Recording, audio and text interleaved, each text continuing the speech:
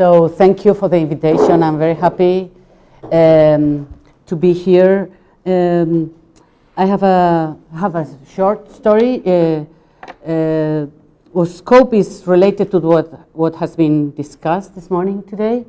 So thank you again for convening us to discuss a concept, maybe an analytical category, we don't know yet, I think, that has been useful already for some of us for our research agendas and for our narratives of historical reconstructions. I will develop an idea of promises as related to expectations, to particular times, as temporality is playing also here, and a system, a political economic system.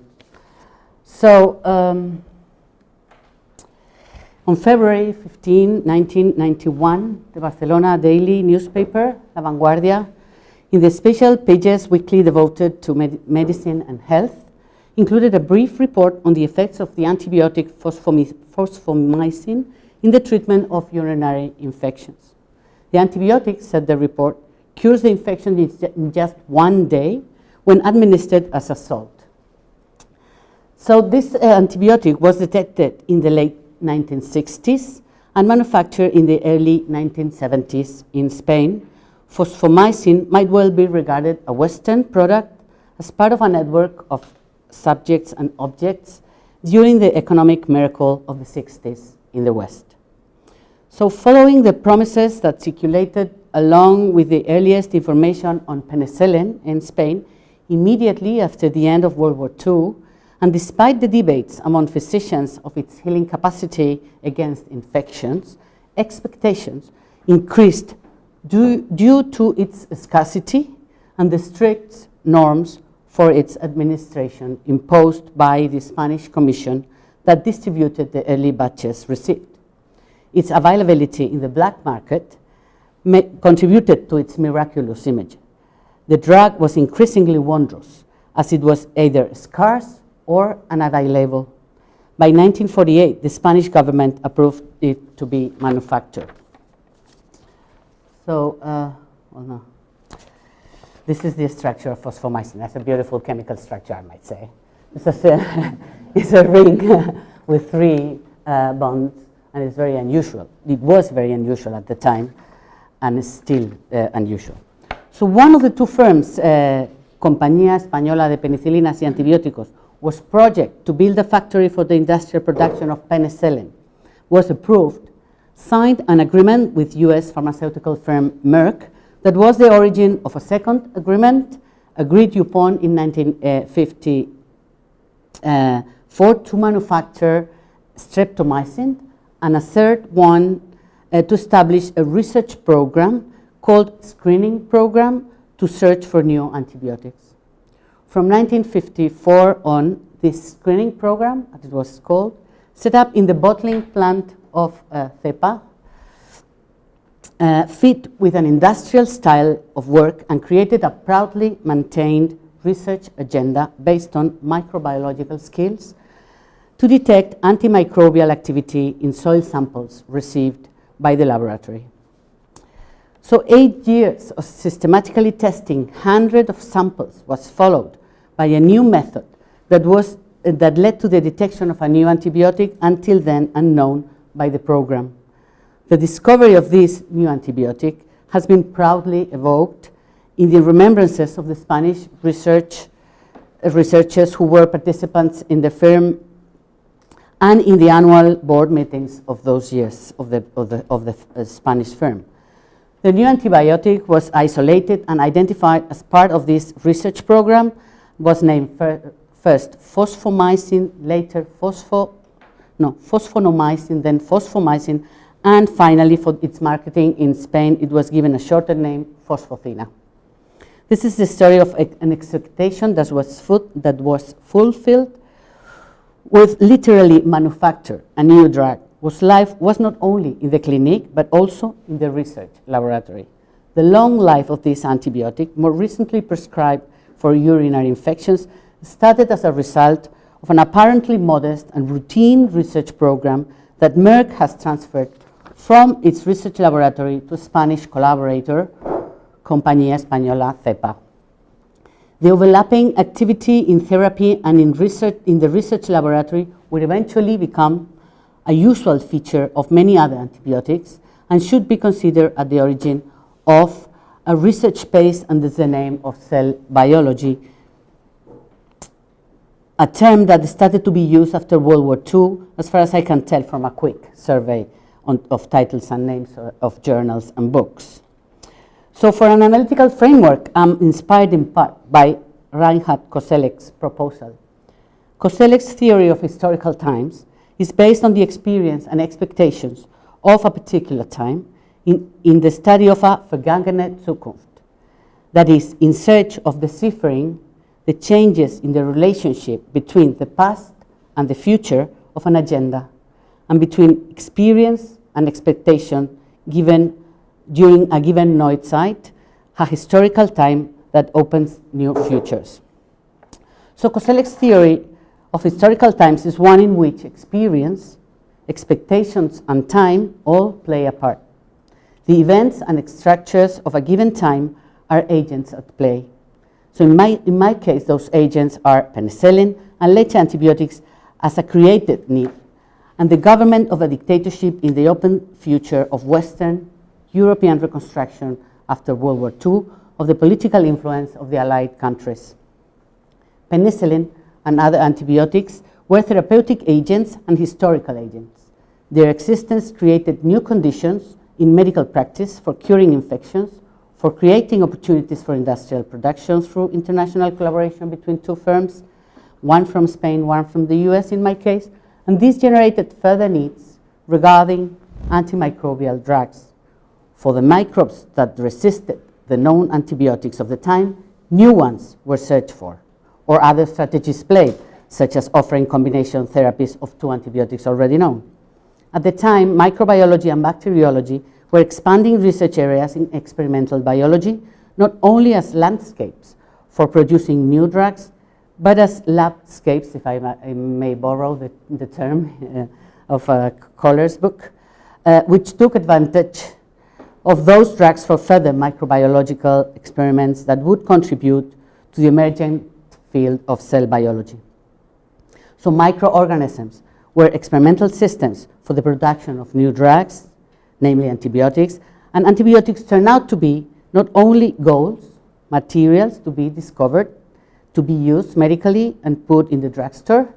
In addition to therapy and industrial manufacturing, antibiotics became research tools and strategies.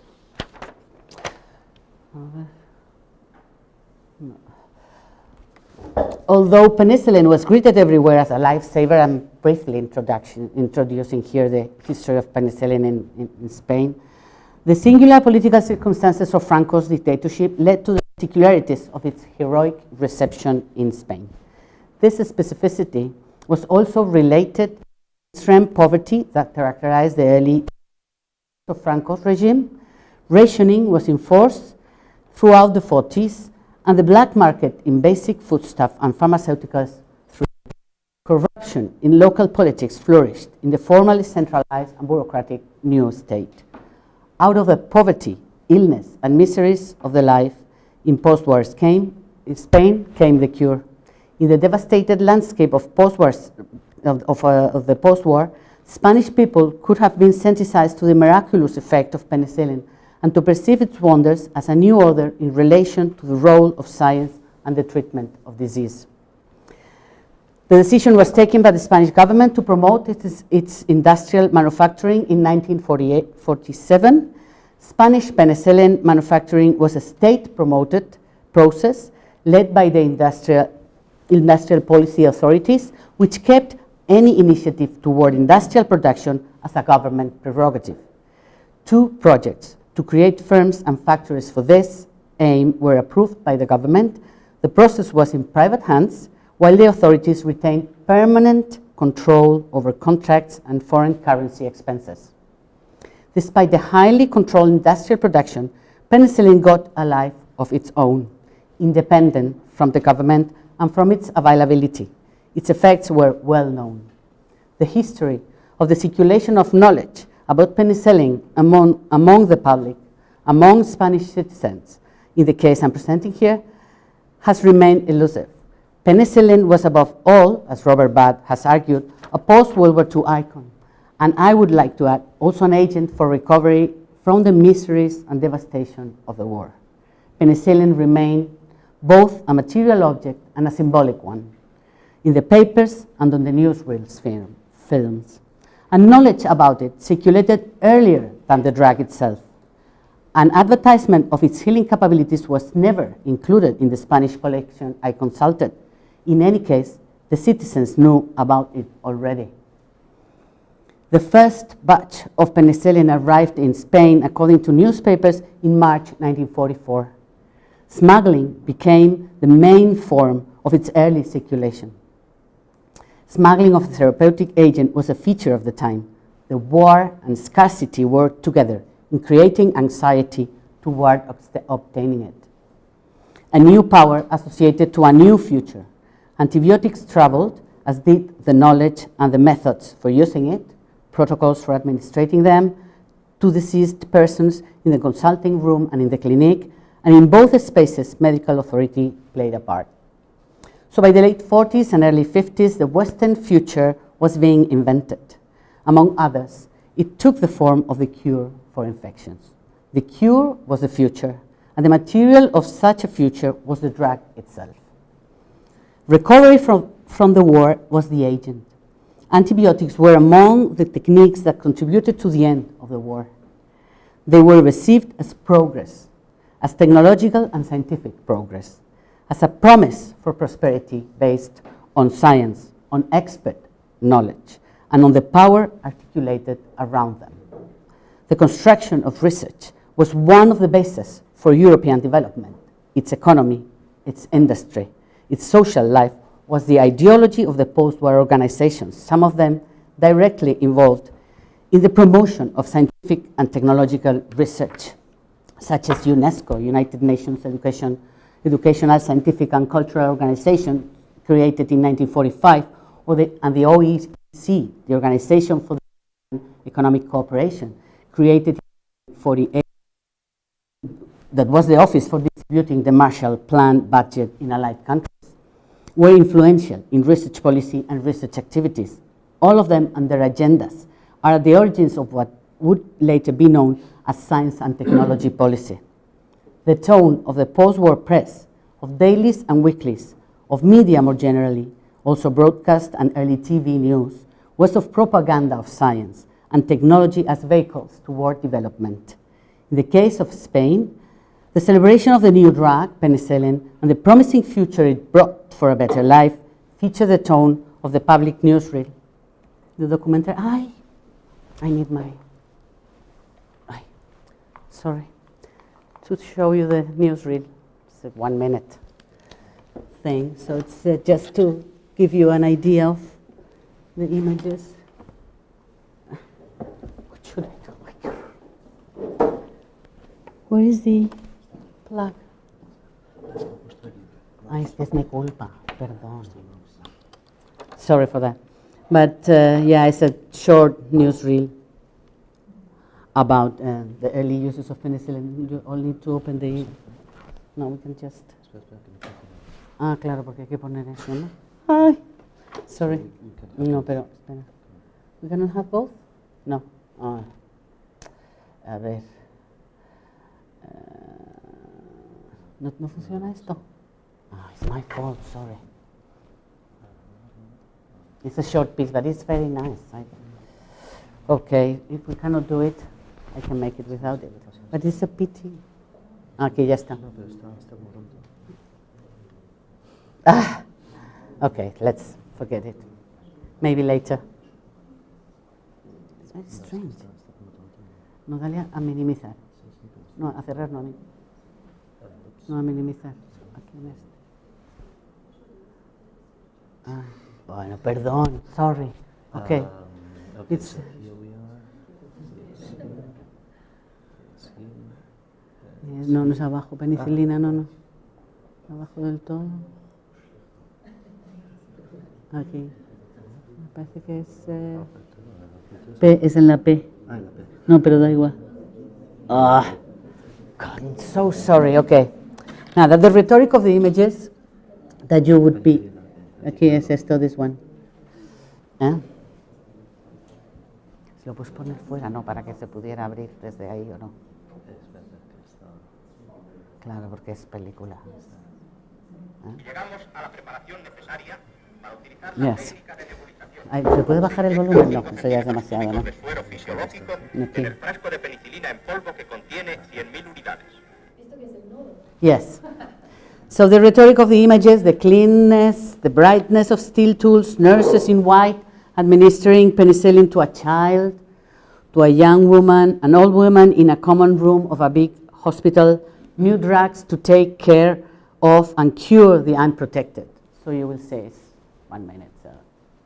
Yeah, this is the newsreel was compulsory, yeah, you have to show newsreels in every film, how you say? In every cinema.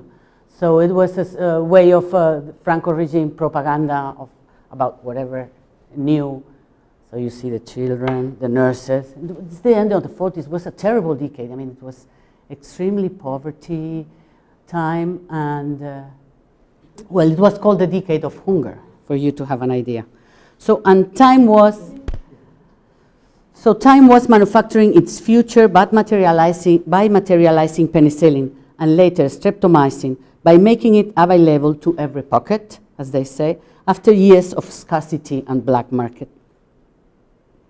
So a scientific and medical issue could have been considered a civilian issue, one that in 1948 was not yet regarded by the Spanish authorities as having any relation to military defense. That's why it was so late when they decided to create 2 factories in the late 40s. So this means that the agenda of recovery played a part as an agent for creating expectations, for inventing a future made of promises.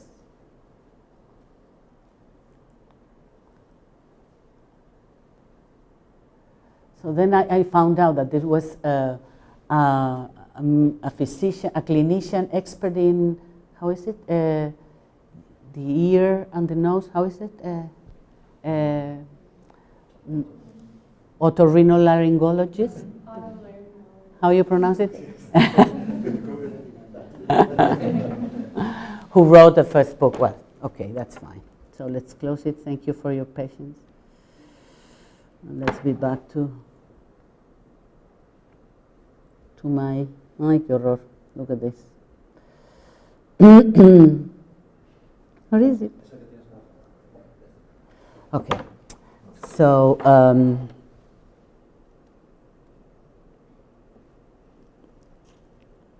en fin, technology, you know.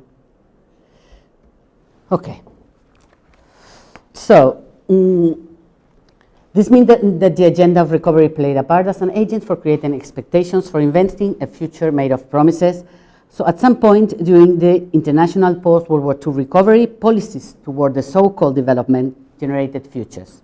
Futures of technology associated with industry and productivity, toward improving ways of creating goods to be used to improve health, in this case, to cure. The politics of research and development was one of the ways toward creating productivity. European science and technology policy started precisely at the European Productivity Agency created under the auspices of the OEEC in the early 1950s, in 1952. So technology as an ideology was the object of an international policy toward recovery from the Second World War. Remember the UNRRA, the UN Relief and Rehabilitation Administration, that promoted the creation of penicillin factories in Eastern European countries. The field of antimicrobial therapy was an open one. Thus, manufacturing goods already known, for example, penicillin and streptomycin, generated future promises, as there were some infections they couldn't cure. This was the 2 sides of antibiotics resistances exhibited by some infective diseases. They cautioned against the use of antibiotics, but at the same time created the agenda to search for new ones. In the case of the screening program for new antibiotics set up at CEPA in Madrid in collaboration with Merck, the object that traveled was the method of the program. This method had proved their usefulness as streptomycin was found, tested, and manufactured by using this same method and the screening of new substances when searching in soil samples. So they took a sample of the soil and then they look at the samples in the Petri dish to check whether they had new microbes or microbes with new antimicrobial activity in the Petri dish and then in small flasks. This means that routines for discovering new antibiotics, a set of protocols to follow as instructions, were a product of this historical time. So CEPA Research Laboratory Group that was trained in Madrid on the screening of antibiotics as of 1944 created the expectation of participation in new discoveries. The scientists involved trusted the screening program as a reliable scientific technique. The routine of the method, the steps included in the program as a pattern of behavior of how to manage a process of studying a given sample from the soil was a constellation of microbiological practices embedded in an industrial project, as the research laboratory was part of the bottling plant of the factory.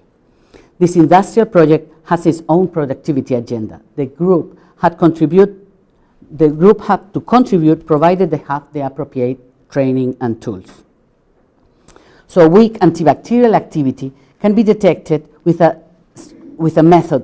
This method was designed by Merck microbiologist Eugène Delaunay, involved in detection of the physical effects produced in the cell wall by antimicrobials. As the microbe cell wall is digested by an antagonist, membrane tensions cause the cell to acquire a characteristic spherical shape, known as spheroplasts. So bacterial protoplasts were believed to be cellular units that have been deprived of the rigid cell wall, according to Joshua Lideberg, who was the one who is credited as the scientist who identified these as spheroplasts. The method, as it turned out, contributed to further microbiological and biochemical research on the cell membrane. So it was not only that with this method, and as they started to see these spheroforms in the Petri dish, so they could realize that they were discovering something new. Not only that, but also that as the microbe have this behavior of becoming spherical, they were allowed to study the cell wall at the same time by the same experiment. So this research agenda of the program on the cell wall and membrane would be kept for at least 2 decades. With this method, phosphonomycin was identified from the capacity of a soil sample taken in Alicante, this is the coast of Spain, to generate spheroplasts that led to the further purification of the agent, shapes easily identified in the Petri dish. So the soil sample in which an antimicrobial activity was identified was taken in April 1966, and by following Delaunay instructions, scientific technician Sagrario Mochales, a woman of the laboratory, detected its activity in May. A month later, the activity was confirmed, and a sample lyophilized, dried for transportation as a solid powder, once its purity has been tested in the laboratories in Madrid. The extract so identified turned out to be active in vitro against a set of bacteria by inhibiting precisely the cell wall synthesis. When tested in mice, even without being purified, the first extract displayed high activity against many experimental infections. This meant that the identified substance was more active in vivo than in vitro. This high activity prompted the group to carry out further research on the extracts in order to identify the substance responsible. The extracts were partly purified and sent to Merck laboratories, where the substance was isolated as a calcium salt and turned out to be an unusual chemical compound, the one I showed you before. So phosphomycin was the first cell wall active agent discovered by focusing on inhibition of the cell wall of bacteria. Its action was described by Merck researchers as an agent of inactivation of a compound that was involved in the first step in the biosynthesis of the cell wall itself.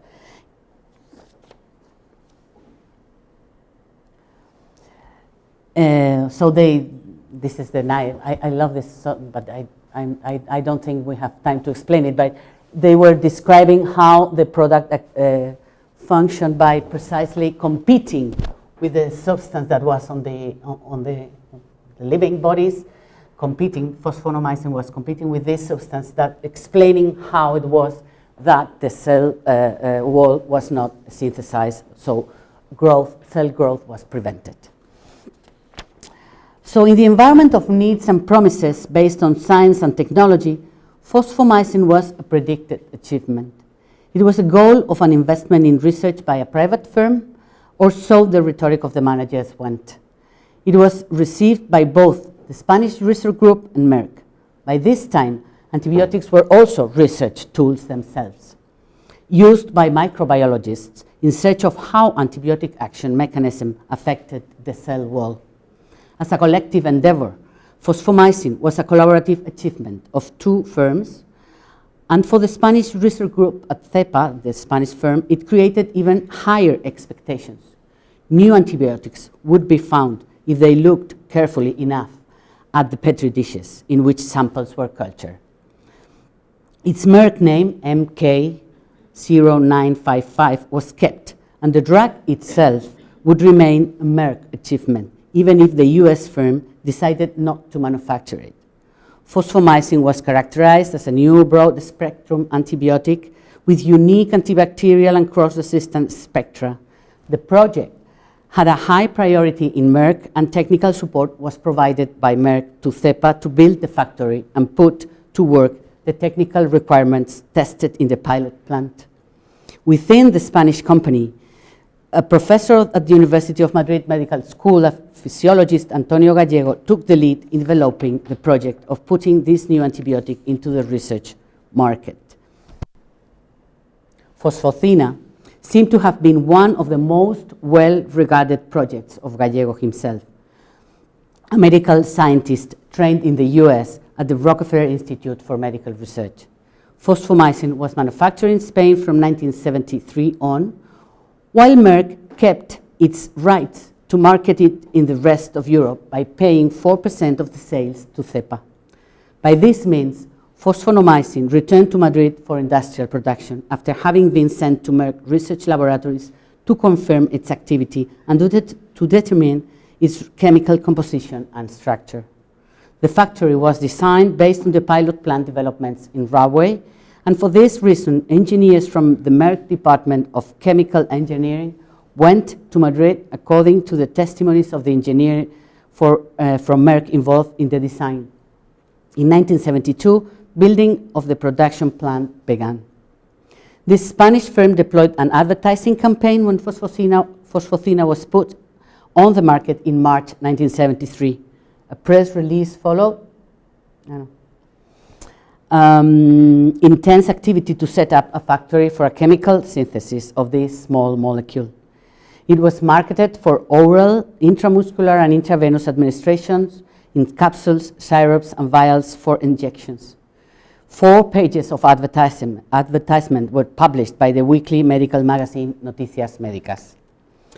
So I found no archival material on the trials, but did find 2 collections of papers of the new drugs published in 1969. This is the one published in 1969.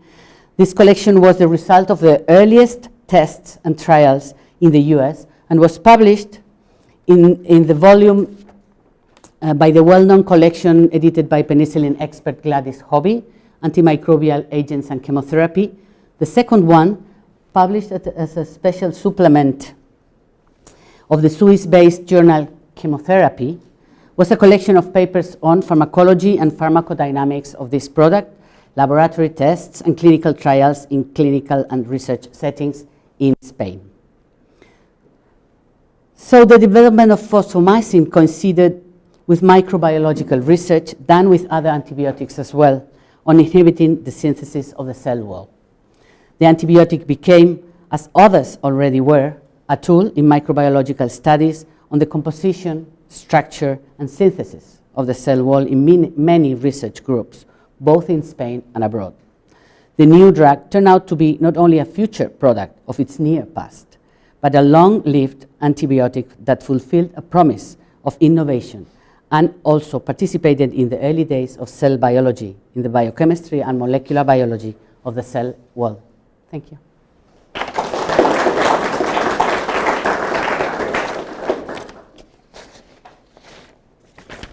Thank you, Maria Jesus. Okay, so we have question 1, 2. Thank you very much. Please correct my shaky history of Spain, but my understanding of sort of post-war years was one of isolation until Eisenhower and Cold War concerns bring in the Americans, and even then help is quite in very limited areas, bases and things like that, military bases. Whereas it seems to me with the penicillin seems to start before any of those that sort of those kinds of arrangements start, and seem to sort of precede this 1960s much deeper collaboration between an American company and the Madrid company. So is this a very special case? Because otherwise, my sense of Franco Spain is that it's one of isolation, and these kinds of arrangements would be deeply unusual.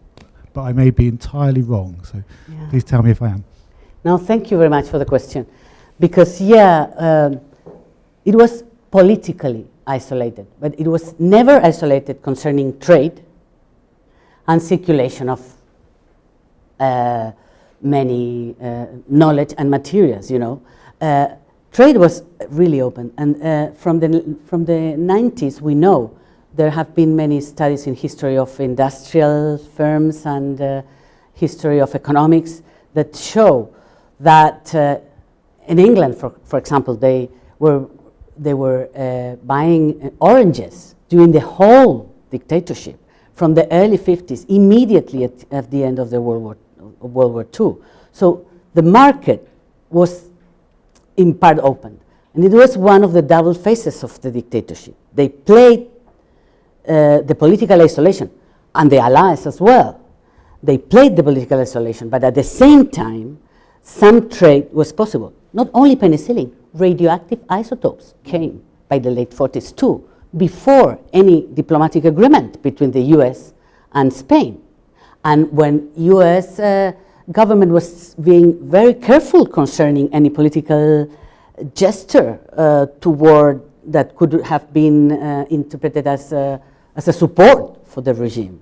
So it was a double face of this relationship that was probably one of the contributions to the long-lasting dictatorship. That this kind of combination, you know, of diplomacy and trade. So it's typical of commercial. Yeah, sort of, yes. Well, they decided to approve these connections. It was controlled by the government. It was controlled by the Ministry of Industry that was extremely powerful, Suances. But they were receiving penicillin. They called it humanitarian batches from the mid-40s, immediately after the end of World War II.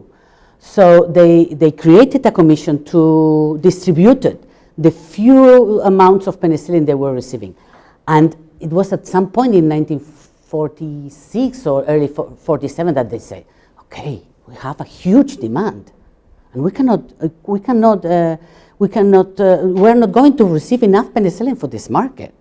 So they decided to promote from the government the creation of these two penicillins, controlling at the same time the currencies and all that economic things. So it was, yeah, thank you for the question.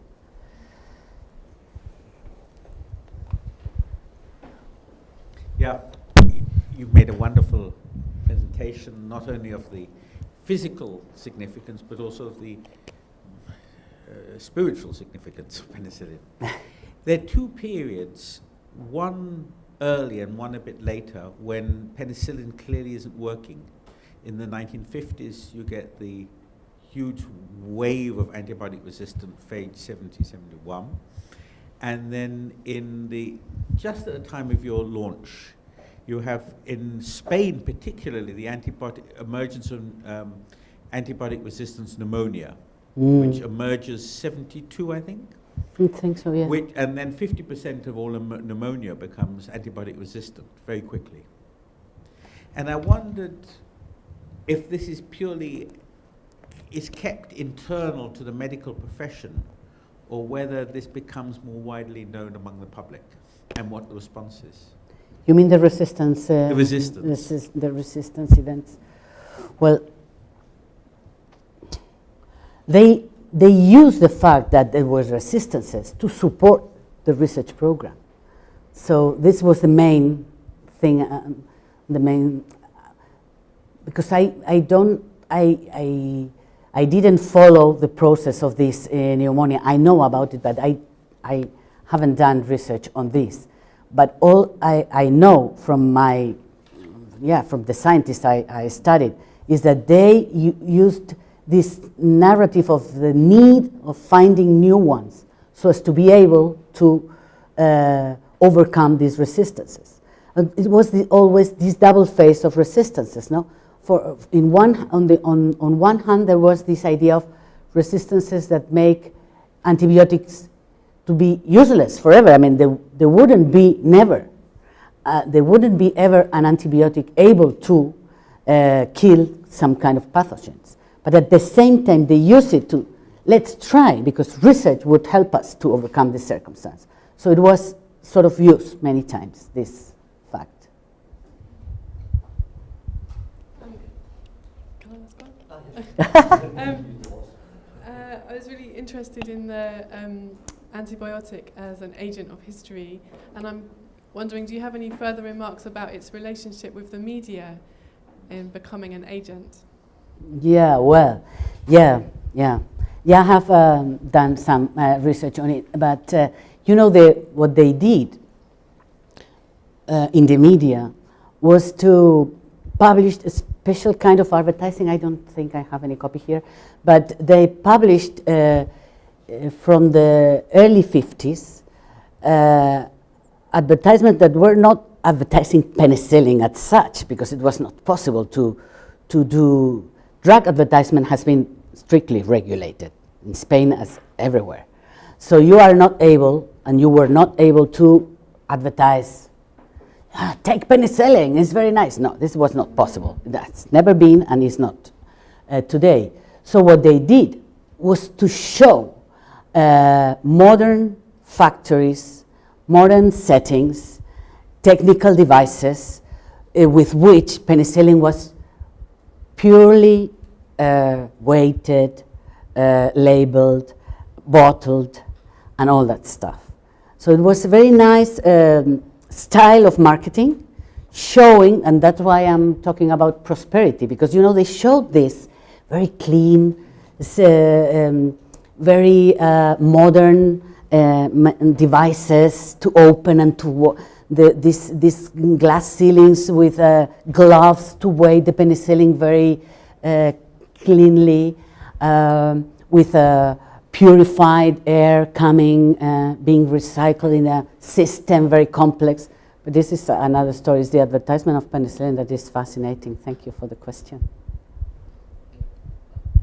I have a question, and yeah, I think we have time for two. I have a question. You were talking about how penicillin and fosfomycin were used by the regime as kind of advertising that this is going to give us a better world. So this is the promised thing that you were talking about as an advertisement for the political regime. But and you showed that video of the nodo, right? But I was wondering, what is specific of the Spanish case with penicillin as this life-saving new technology as compared to other countries, I don't know, the UK, France, or other countries in which there was no dictatorship, but in which, for any nation state, the whole issue of public health is a kind of a national pride and a national issue. So I was wondering what is, if anything, specific about the Spanish case on this. Yeah, thank you for the question. It was not really, the regime used the newsreel to offer some propaganda. And of course, they use it for, to show the wonders of penicillin. But it was not not only the regime, but also the private firms that were using the media available to show their factories and the product they were manufacturing there as a sort of national, as an object able to be proud of, let's say. Regarding public health, this is very specific of Franco regime, that they were, at the very beginning, they were not really worried about any kind of public health. And historians of public health has shown us, and Esteban Rodriguez Ocaña is one of the most insightful historian of this public health in Spain at the time, of these times, has shown that there was, the public health organization that was created before the War of Spain was completely destroyed during the war and was not recreated until much later on. So public health was not an issue. They were not really worried about it. Even if it was difficult, because there were many infections, so they should have been worried about it. But they were not really, as a national policy. I don't have exactly a question, I just think loudly. And I want also to come to something that Jaume just said. We are thinking about the promises of science, or at least that was the initial idea. So it's like what science or scientists promised to us, or to the public, or to, we'll see at the end of the workshop. They promise something. In your paper, I see it differently. I see science as the government or a political organization, let's say, takes science as an instrument for promising something else. And so to come to your question, it's exactly the same case we have in Greece, not with penicillin, but with the nuclear energy in the 50s and 60s. And you have exactly the same thing. The political regime during this period takes science and promises, it uses science, nuclear science as a tool, and promises to the public the modernity. And I think it's something very similar to what you are describing here. So science itself becomes a promise in other hands. It's not that the scientists anymore promise something. So it becomes even bigger, I think. I'm not sure how you see it. No, yeah. This is how I read your paper. Yeah, thank you for the comment. No, I agree in part, but it was not only that. It was also, there were researchers, actual researchers doing work at the laboratories, and they were trying to get support. So it was a double play, you know? So the community of scientists was already there, and they were trying to set up laboratories. I mean, modest research laboratories, but research laboratories. They wanted really to have them. So it was a double play. It's true that the regime used any kind of tool or whatever to show prosperity or promises of prosperity. But at the same time, scientists themselves, the few that were already there, and but the late 40s there were some, the research organization of, my research organization was already created, and there were some laboratories. Also at the universities, I don't mean that they were promising laboratories, but they were people really engaged with their tasks as researchers. They were also playing. So it was a double. It was not that simple that only the government showing something that was worthy of being shown. Thank you. Gracias.